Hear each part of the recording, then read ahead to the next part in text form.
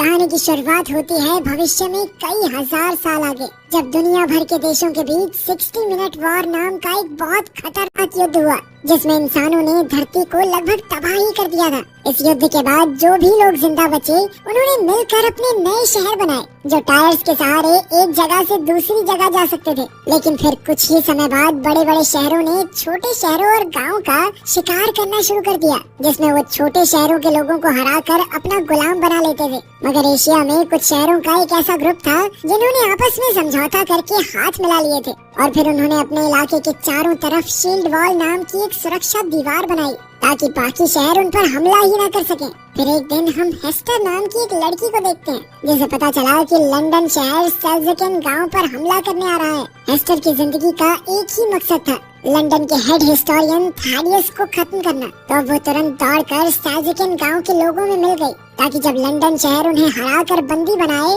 तो हेस्टर भी उनके साथ ही लंदन पहुंच जाए। अभी अचानक अलार्म जोर से बजने लगा और सेल्ज़किन गांव लंदन के हमले से बचने के लिए अपनी जगह से भागा। इसी वजह से अंदर मौजूद लोगों में अफरा तफरी मच गई थी। वहीं दूसरी ओर लंदन के लोग इस शिकार को देखकर बहुत खुश हो रहे थे। सेल्ज़किन पूरी जी जान लगाकर आगे बढ़ रहा था, लेकिन लंदन उससे काफी तेज और ताकतवर था। तब सेल्ज़किन के ड्राइवर्स ने सारा अनाज जमीन पर गिरा दिया, ताकि भार कम हो जाए और वो तेजी से भाग सके। अब वो तेजी से खाई की तरफ बढ़ रहे थे। जल्द ही वो खाई में गिरने वाले थे कि ऐन वक्त पर उन्होंने दिशा बदल ली, मगर अचानक मुड़ने की वजह से उनके कुछ पुर्जे और एक टायर टूटकर अलग हो गए। इसी दौरान लंदन ने अपना शिकंजा उन पर कस लिया। वो उन्हें रस्सियों से पकड़कर खींचने लगे और वो पूरा गांव अब लंदन शहर में समा गया। जब सेल्ज़किन के लोग अंदर पहुंचे तो उन्हें अपने सारे इलेक्ट्रॉनिक डिवाइसेस गार्ड्स के हवाले करने का आदेश मिला। इस दौरान हम थैडियस की बेटी कैथरीन को देखते हैं, जो इस वक्त लंदन म्यूजियम में थी, जहां स्मार्टफोन्स और टोस्टर्स जैसे इलेक्ट्रॉनिक डिवाइसेस को प्राचीन चीजों के तौर पर संभाल कर रखा जाता था। कैथरीन वहाँ हिस्टोरियन टॉम का इंतजार कर रही थी, जो हमेशा की तरह आज भी लेट था। वो बहुत तेजी से भीड़ को चीरता हुआ म्यूजियम पहुंचा और फिर उसने 60 मिनट वॉर के बारे में जानकारी ढूंढने में कैथरीन की मदद की। टॉम ने उसे एक मशीन दिखाई जो उसने पुराने पुर्जों को जोड़कर बनाई थी। इसमें उसने एक वीडियो चलाई जिसमें मेडुसा नाम के न्यूक्लियर बम के हमले से पूरे एक शहर को तबाह कर दिया गया था। मेडुसा नाम के इस न्यूक्लियर वेपन को रोकने के लिए प्राचीन इंसानों ने एक क्रैश ड्राइव बनाई थी। हाल ही में टॉम ने देखा कि उसके कुछ हिस्से गायब हो चुके हैं, मगर जब उसने ये अपने बॉस को बताया तो उन्होंने उसकी बात पर ध्यान नहीं दिया। तब टॉम ने एक खुफिया कैबिन बनाया जो सिर्फ पासवर्ड से खुलता था। फिर वो कैथरीन को अंदर ले गया, जहाँ उसने प्राचीन हथियारों के पुर्जे संभाल रखे थे, मगर वो ये नहीं जानता था कि हिस्टोरियन हर्बर्ट छुपकर ये सब देख रहा था। अब टॉम ने कहा कि वो इन सारे हथियारों को नष्ट करना चाहता है, ताकि भविष्य में कोई इनका गलत इस्तेमाल करके मासूमों की जान न ले सके। फिर जैसे ही टॉम और कैथरीन वहाँ से बाहर निकले तो हर्बर्ट ने कहा कि अब से टॉम हिस्टोरियन नहीं है, बल्कि उसे नीचे के लेवल्स पर जाकर साफ सफाई का काम करना होगा। हर्बर्ट जानता था कि इस वक्त बाहर बहुत भीड़ होगी और टॉम समय पर नहीं पहुँच पाएगा, जिससे उसे नौकरी से निकालने का मौका मिल जाएगा। मगर कैथरीन ने टॉम से कहा कि वो टॉम को वहाँ जल्द से जल्द पहुँचा सकती है। कैथरीन अपने वीआईपी पास का इस्तेमाल करके उसे अपने साथ खास एलिवेटर्स पर ले गई। इस दौरान टॉम ने कहा कि उसे किसी भी हालत में निचले लेवल में जाकर नए कैदियों से इकट्ठा किए हुए डिवाइसेस को चुराकर म्यूजियम में ले जाना होगा। अगर वो समय से पहले वहाँ नहीं पहुँचा तो वर्कर्स उन्हें कूड़ेदान में फेंक देंगे और फिर उन्हें आग में जला दिया जाएगा। उधर निचले लेवल्स में सेल्ज़किन से मिले कैदियों की जांच करके उनके हथियार छीने जा रहे थे। हेस्टर तो बड़े आराम से आगे निकल गई, क्योंकि उसने अपना चाकू कपड़ों में छुपा रखा था।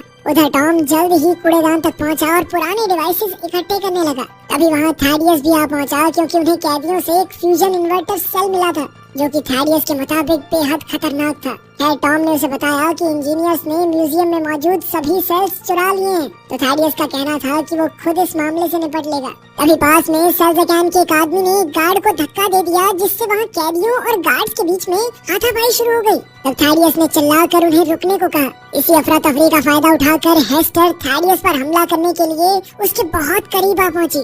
उसी पर टॉम की नजर उस पर पड़ गई और उसने थैडियस को आगाह करने की कोशिश की, लेकिन तब तक बहुत देर हो चुकी थी। अचानक हेस्टर ने ऐलान किया कि ये उसकी माँ की मौत का बदला है और उसी पर थैडियस के पेट में चाकू घोंप दिया। जैसे ही थैडियस ने उसे धक्का दिया तो उसका नकाब हट गया और सबने देखा कि हेस्टर के चेहरे पर एक बहुत बड़ा जख्म का निशान था। हेस्टर ने एक बार फिर हमला करके उसका काम तमाम करने की कोशिश की, पर टॉम ने उसे पकड़कर उसका चाकू फेंक दिया। तब हेस्टर गुस्से में आकर उसे पीटने लगी और उसी पल अलार्म्स बज गए, यानी ऑफिसर्स वहाँ पहुँचने ही वाले थे। हेस्टर तुरंत वहाँ से भाग निकली तो टॉम ने उसका पीछा किया। वो एक टूटे पुल से कूदकर दूसरी ओर गई तो टॉम भी उसके पीछे कूद गया। अब वो दोनों सेल्ज़ेकन गांव में आ चुके थे, जिसे बड़ी बड़ी मशीन्स की मदद से तोड़कर नष्ट किया जा रहा था। अब उन्हें बड़ी सावधानी से भारी भरकम मशीन से बचकर भागना था। साथ ही वहाँ एक के बाद एक बिल्डिंग्स नीचे गिर रही थी, तो उन्हें जल्द से जल्द अपनी जान बचाकर निकलना होगा। अब वो एक जगह से दूसरी जगह कूदकर भाग रहे थे, मगर अब पीछे से एक मशीन तेजी से सब कुछ जलाती हुई उनकी ओर बढ़ रही थी।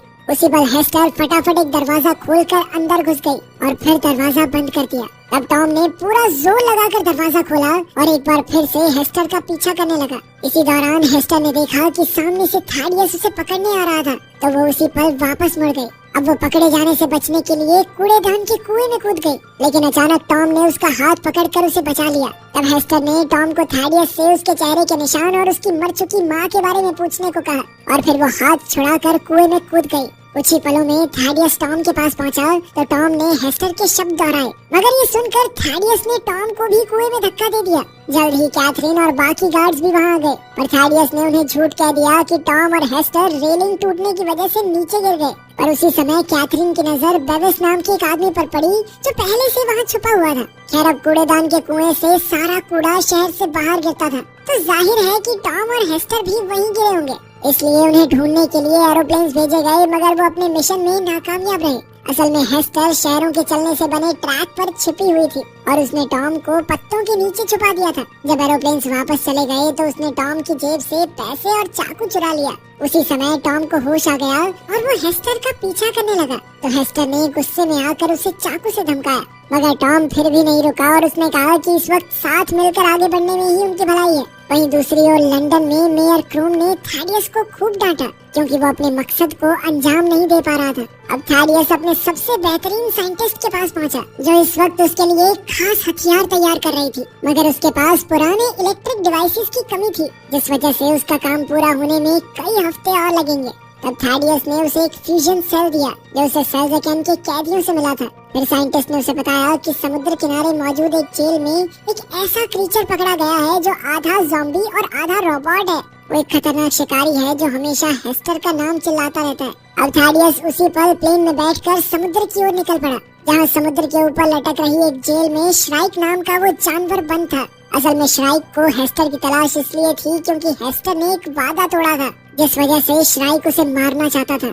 थैडियस भी हेस्टर का खात्मा चाहता था, इसलिए उसने अपने एयरप्लेन से हमला करके जेल की जंजीरें तोड़ डाली, ताकि जेल सीधा नीचे जा गिरे और श्राइक आजाद हो जाए। वहीं दूसरी ओर कैथरीन ने बेविस को ढूंढा और उससे पूछा कि आखिर हेस्टर और टॉम के साथ सच में क्या हुआ था। तब बेविस ने खुलासा किया कि थैडियस ने उन दोनों को नीचे धकेल कर मारने की कोशिश की थी। बेविस ने कहा कि कैथेड्रल में कोई एनर्जी प्रोजेक्ट नहीं चल रहा, बल्कि उसकी आड़ में किसी बड़ी साजिश की तैयारी चल रही है, लेकिन वो खुद सच तक नहीं पहुंच पाया क्योंकि कैथेड्रल के गार्ड्स उसे अंदर नहीं जाने देते थे। अब कैथरीन ने उसकी मदद करने का फैसला किया।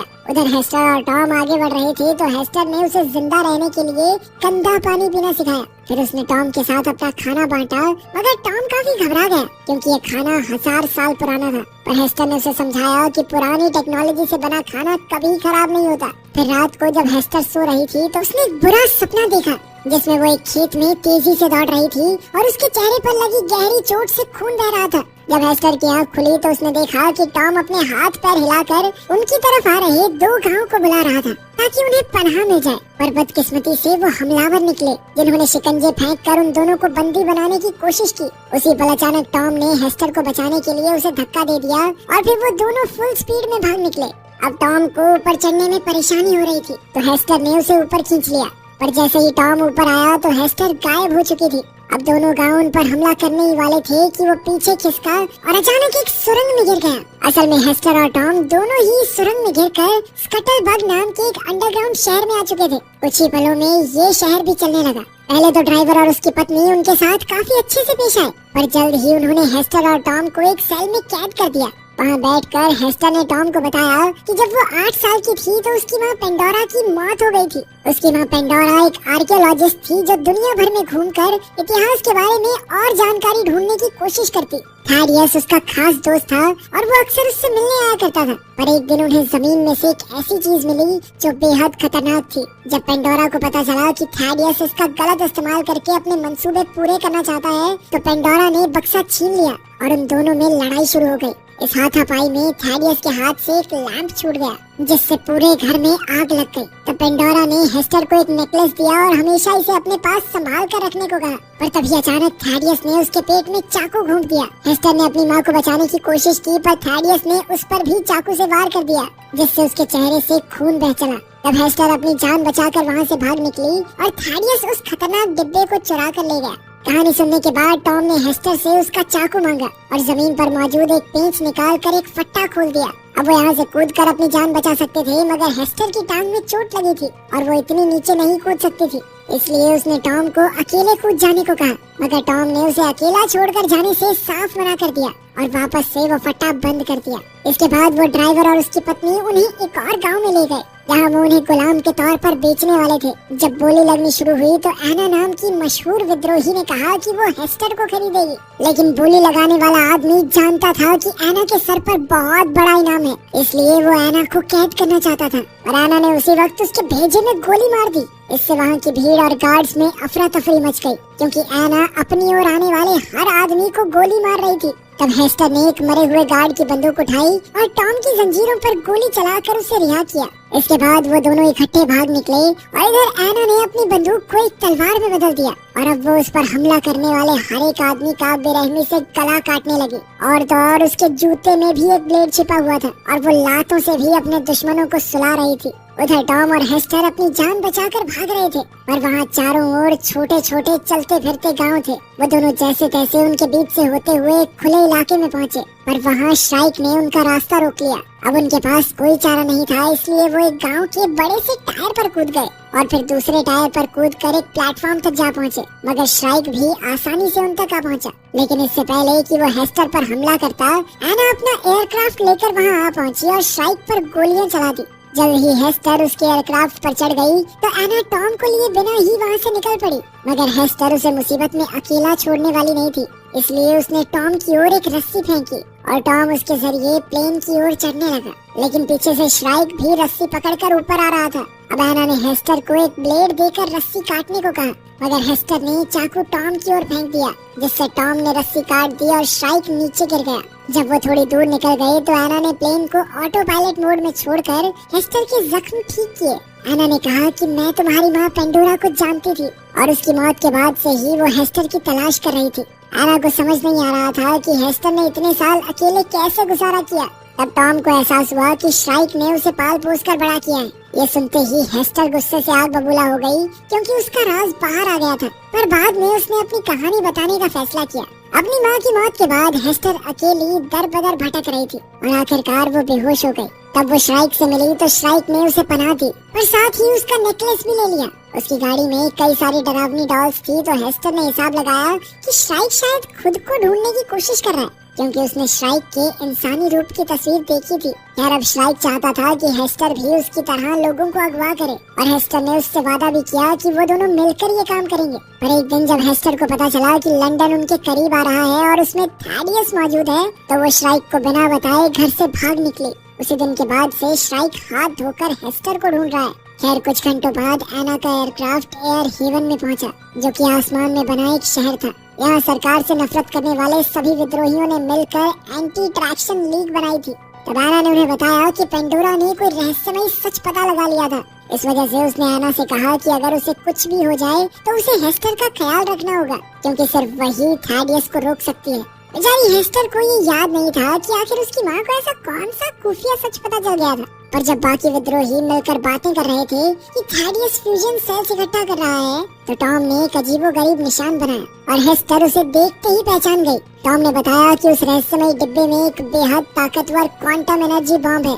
राना ने कहा कि हो ना हो थैडियस इस बॉम्ब की मदद से एशिया के चारों ओर बनी शील्ड वॉल गिराना चाहता है। वहीं दूसरी ओर लंदन में हर्बर्ट थैडियस के पास गया और उसे बताया कि कुछ पुराने डिवाइसेस उसके हाथ लगे हैं। उधर कैथरीन और बेविस म्यूजियम के डायरेक्टर से मिले तो पता चला कि इंजीनियर्स ने टॉम के खुफिया कैबिन में घुसकर उसके सारे पुराने डिवाइसेस चुरा लिए थे। फिर डायरेक्टर ने उन्हें खुफिया दीवार दिखाई जिसके अंदर हजारों सीढ़ियां थी। जाहिर था कि इन्हें चढ़ना बेहद मुश्किल होगा, मगर ये सीधा उन्हें कैथेड्रल के अंदर पहुंचा देंगे। आखिरकार कुछ समय बाद वो दोनों इन सीढ़ियों के जरिए कैथेड्रल तक पहुंच ही गए और तब उन्होंने अपनी आंखों के सामने जो देखा उससे उनके पैरों तले जमीन खिसक गई। उन्होंने देखा कि थैडियस ने म्यूजियम से चुराए डिवाइसेस और पेंडोरा के रहस्यमयी बक्से के जरिए अपना सुपर वेपन तैयार कर लिया था। इसका नाम मेडुसा था, जैसा कि कैथरीन ने टॉम की वीडियो में देखा था। और उसी समय मेजर क्रोम गुस्से से भरा हुआ कैथेड्रल में पहुंच गया क्योंकि थैडियस ने लंदन को पूर्व दिशा की तरफ मोड़ दिया था।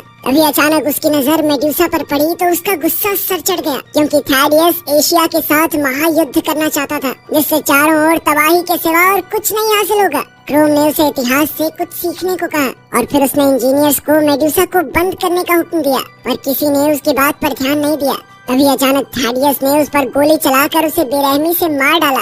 इधर कैथरीन वहीं छिपी हुई थी तो उसे अपने पिता की असलियत का एहसास हुआ। जल्द ही एयर हेवन में विद्रोहियों को खबर मिली कि लंदन पूर्व दिशा की ओर बढ़ रहा है। तभी अचानक बिजली चली गई और उन्हें बाहर से चिल्लाने की आवाज सुनाई दी। उसी पर श्राइक जबरदस्ती कमरे के अंदर घुस आया। विद्रोहियों ने उस पर पलटवार किया मगर इन हमलों से कोई फर्क नहीं पड़ा। इसके बाद उन्होंने श्राइक पर ब्लेड से हमला किया, पर श्राइक एक के बाद एक उनके साथियों को मौत के घाट उतार रहा था। तभी अचानक वहाँ एक जबरदस्त धमाका हुआ और शहर में आग लग गई। अब वो कुछ ही समय में पूरी तरह नष्ट होने वाला था। जल्द ही सभी लोग एयरक्राफ्ट में बैठकर अपनी जान बचाकर भागने लगे तो हेस्टर और टॉम भी स्पेसक्राफ्ट ढूंढने लगे। इधर एना और बाकी विद्रोही तलवारों और कुल्हाड़ियों से श्राइक का मुकाबला कर रहे थे, लेकिन इतनी कोशिशों के बाद भी श्राइक का कोई बाल तक नहीं उखाड़ पाया था। उसी पल अचानक एना ने अपने जूते पर लगे ब्लेड से श्राइक की छाती पर जबरदस्त वार कर दिया जिससे उसे थोड़ी चोट तो लगी। फिर विद्रोहियों ने उसकी तरफ एक बम फेंका जो सीधा उसकी टांग पर जा लगा। बम धमाका होते ही जमीन में छेद हो गया जिससे श्राइक नीचे जा गिरा,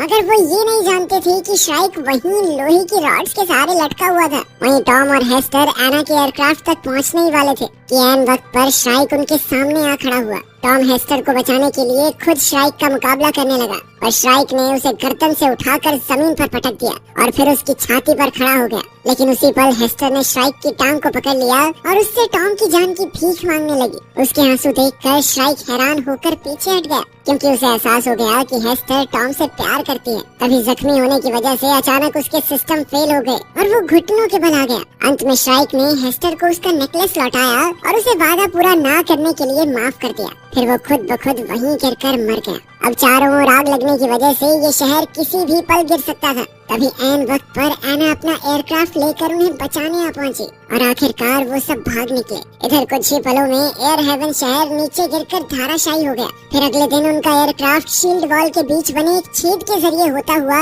शैनगुओ नाम के एक शहर में पहुंचा। ये ऐसा शहर था जो अब एक जगह थम गया था और बाकी शहरों की तरह इधर उधर नहीं जाता था। अब वो तीनों जल्द ही गवर्नर क्वान से मिले और उसे खबर दी कि लंदन उनकी ओर तेजी से बढ़ रहा है। एना ने कहा कि उन्हें पहले हमला बोल देना चाहिए, मगर टॉम इससे सहमत नहीं था क्योंकि लंदन को तबाह करने से वहाँ रहने वाले आम लोग भी मारे जाएंगे। क्वान भी उससे सहमत था, मगर अब उनके पास दूसरा क्या चारा था। अगर युद्ध हुआ तो या तो लंदन शहर बचेगा या फिर शैनगुओ। अब शहर में युद्ध का डंका बज चुका था और सभी लोग लंदन का सामना करने के लिए एकजुट हो गए। फिर शाम को हम देखते हैं कि लंदन शील्ड वॉल के काफी करीब आ चुका था। जल्द ही थैडियस ने मेडुसा को एक्टिवेट कर दिया और इधर से एना ने उनके मुकाबले के लिए कई एयरक्राफ्ट शील्ड वॉल से बाहर भेजे। वहीं दूसरी ओर हेस्टर को शहर में मेडुसा की कहानी की तस्वीर दिखाई दी तो अचानक उसे अपने नेकलेस का ख्याल आया। आखिरकार उसने अपना नेकलेस खोला तो उसमें क्रैश ड्राइव मिली तो उसने तुरंत इसके बारे में टॉम को बताया। उधर मेडुसा ने पहली बार चार्ज होकर शील्ड वॉल पर अपनी एनर्जी बीम से पहला जबरदस्त वार किया।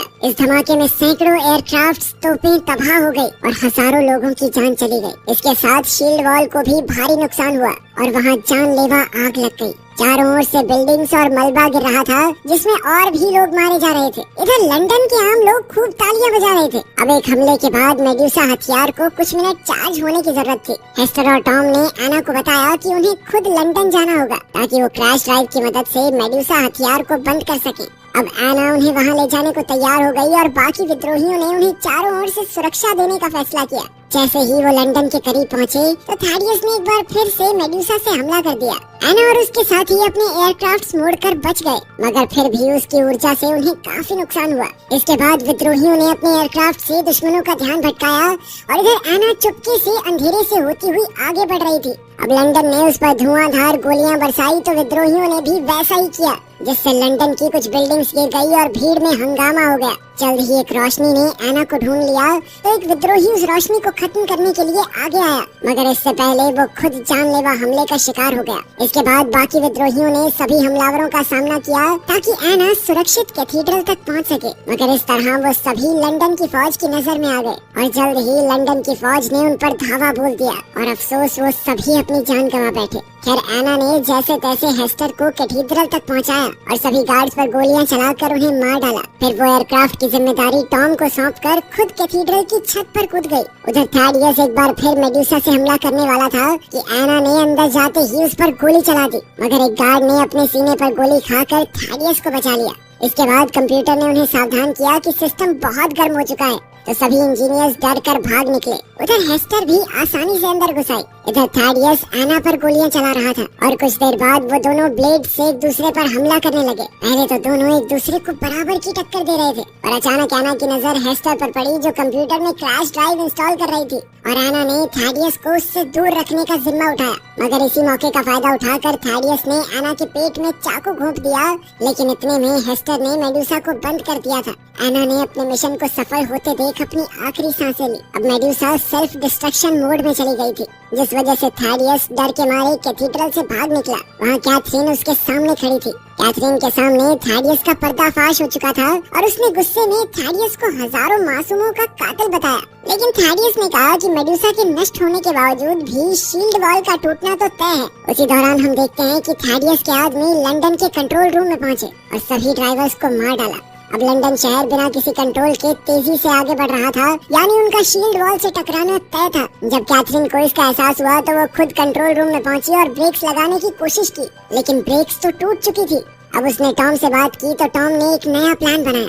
वहीं दूसरी ओर थैडियस अपने एयरक्राफ्ट में वहां से बचकर भागने ही वाला था कि हेस्टर ने उसका रास्ता रोक लिया। वो थैडियस को जान से मारने ही वाली थी कि थैडियस ने खुलासा किया कि वही हेस्टर का पिता है। तभी हेस्टर को अपने बचपन की धुंधली यादें दिखाई दी और इसी मौके का फायदा उठाकर थैडियस ने उसकी बंदूक छीन ली। उधर प्लान के मुताबिक कैथरीन ने लंदन शहर का दरवाजा खोल दिया और टॉम ने हवा में उड़ते हुए सीधा इंजन पर वार किया, जिससे उसमें धमाका हो गया। अब इंजन में आग लगने की वजह से लंदन शहर की रफ्तार थोड़ी धीमी हो गई। उधर हेस्टर थैडियस पर कूद पड़ी और वो दोनों उसके एयरक्राफ्ट की छत पर हाथापाई करने लगे। जल्द ही थैडियस उसे जमीन पर गिराकर उसका गला दबाने लगा और अचानक हेस्टर ने चाकू निकालकर अपने ही पिता का चेहरा काट डाला, मगर उसने थैडियस की जान नहीं ली, बल्कि वो ऐन वक्त पर रेलिंग से कूद गई और टॉम ने ऐन वक्त पर उसे अपने एयरक्राफ्ट की मदद से बचा लिया। कुछ दूर जाते ही टॉम ने थैडियस के एयरक्राफ्ट पर जोरदार हमला किया और वो सीधा जमीन पर क्रैश हो गया। थैडियस तो इस क्रैश से भी जिंदा बच निकला, पर अब वो लंदन के बिल्कुल पास जा गिरा था।